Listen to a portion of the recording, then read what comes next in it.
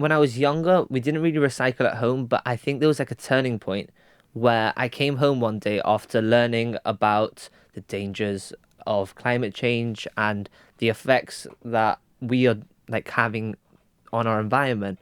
And I came home one day and like from then on I started recycling.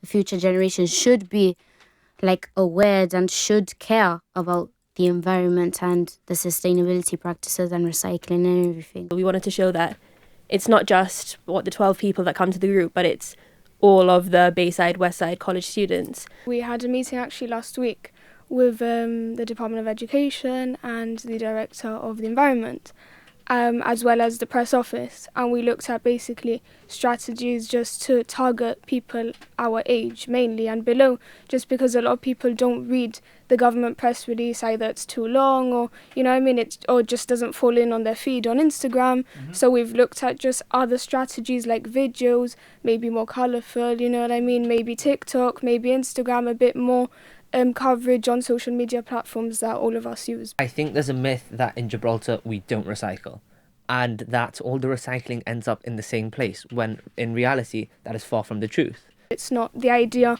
of an individual, it's a community initiative that has to drive this forward. And if everyone's not on board, nothing's going to happen, then there'll be no change. Students, unfortunately, don't recycle, as in they will throw plastic into paper bins. And it's not due to education. I think there's just a stigma around recycling, Really? about it not being cool. So recently we've been doing this and it's a success. Like, we've placed recycling bins in the teachers' workrooms, we throw the recycling bins. But the problem is to really make a positive impact, because we can only do so much. To really make a positive impact, we need everyone to help out.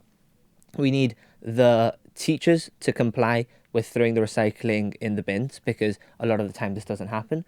We need caretakers to facilitate us with the bins and everything we require for this initiative.